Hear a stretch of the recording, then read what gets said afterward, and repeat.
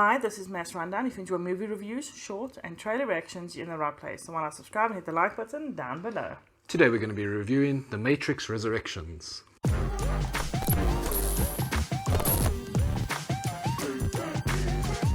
The Matrix Resurrections is a 2021 science fiction action film produced, co-written and directed by Lana Wachowski, starring Keanu Reeves as Neo, Carrie-Anne Moss as Trinity, and Neil Patrick Harris as the Analyst. In the fourth installment in the Matrix film series, Neo is back and will have to choose to follow the White Rabbit once more.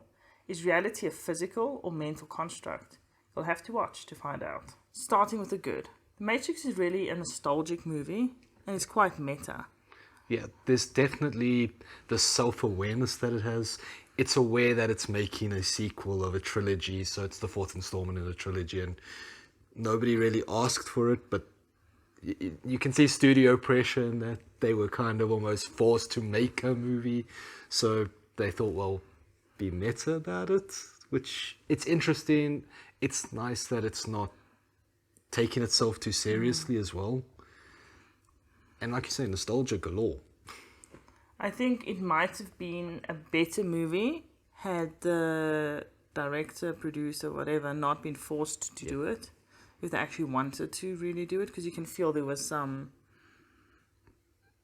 It wasn't the same as the others. Yeah. There's just something. But I still enjoyed it, and this nostalgia was great for me. And I know some people were complaining about the cutscenes. I like the cutscenes. It's been 20 goddamn years since I watched this. Yeah, it was nice to have that slight little bits of reminders throughout. Except at times it wasn't a slight little bit of reminders. It was a very extended... What movie am I watching again? Type of reminder. And I agree with that. For us who grew up with The Matrix, it maybe felt a bit much with the reminders, although I didn't mind personally. But we also have to remember that there's a whole new generation within those 20 years that might not be as familiar. Yeah. So the bit much, I think, was put in place for us and for the new generation watching it. It's a good movie to look at as well. It's very visually... not going to say striking, but it is visually good. I thought there were some scenes that were striking. Some The were lake house place. True. The apartment building for Neil Patrick Harris, that was quite picturesque. So there were one or two scenes you could almost take out and make a nice picture. But yeah, it was a good looking movie, which is what we expect from The Matrix. Maybe we expect a bit more, but it was still very good. It also did feel like The Matrix throughout it, yet it was fresh with new faces. And I think the actors did an amazing job, both the new actors and the actors from the previous films. Yeah. I think the actors who did Morpheus and Mr. Smith were great. I feel like they captured the nuances of the characters they were playing. Yeah. And I really enjoyed that. I think they pulled it off. I must say everybody was really good. I really enjoy Neil Patrick Harris in almost everything he does, and yeah, he did a really good job playing the Analyst in this, so I liked it. And of course, Keanu Reeves and Carrie-Anne Moss are just great in these roles. They were made for these roles, so it's awesome. It was nice to see them, get back in action together, almost as if no time had passed. And speaking of them together, it's really a love story at the core of this. Surprisingly. And I think it was meant to be a love story, because in the credits they have a special little note. Yes. So I feel like that was really the essence they were trying to bring out. I think so. Throughout it was almost as much as the nostalgia hammered home. Yeah. And I didn't mind that either. So looking at the bad, and the movie was rich in nostalgia. It was focusing on nostalgia and maybe too much nostalgia. Some of the scenes, some of the things they brought back was brought back just for the sake of nostalgia, not necessarily to move the story along.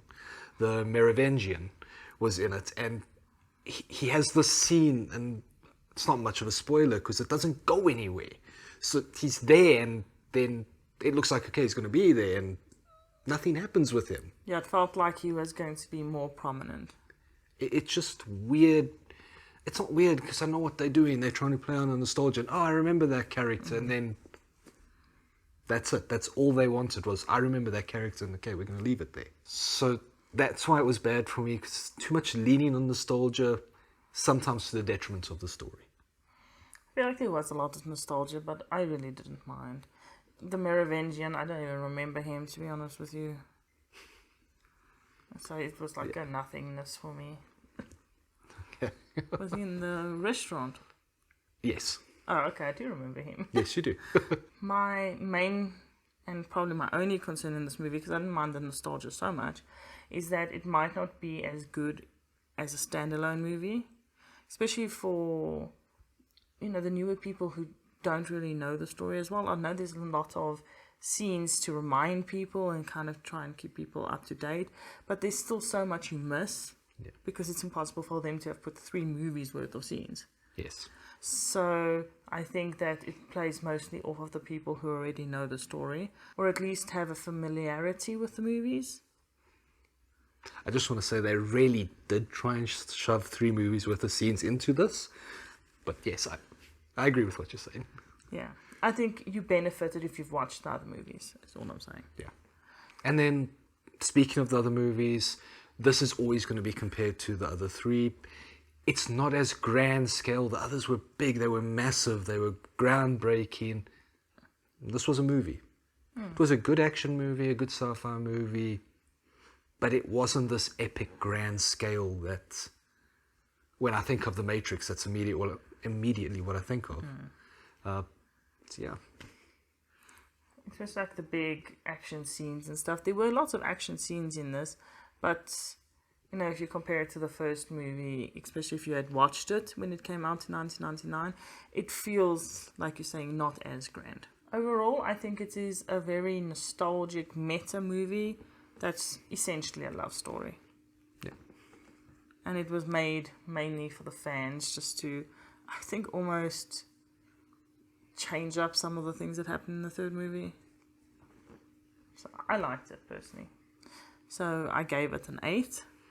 And even though I had a lot of complaints with it, it was still a good movie, so 8 as well. 2 complaints is not a lot. Felt like really big complaints though. So that leaves it with a total of an 8, which is pretty good, especially for a trilogy add-on. The 4th installment of the trilogy, yes. Which no one expected. Or wanted. No, I want it. I'm happy. I like it. In terms of who should watch it, I think if you're a fan of The Matrix, you'll really appreciate it. Or you'll hate it. Yeah. Because, you know, there's always those 2 camps. I was in the really appreciated. You mostly enjoyed it. Yeah, I mostly enjoyed it. But I know there's some people aren't going to like it. But it's still worth a watch if you enjoyed the Matrix movies. So let us know in the comments down below. Do you want this to be the beginning of a new trilogy? Don't forget to like and subscribe. Bye. Later.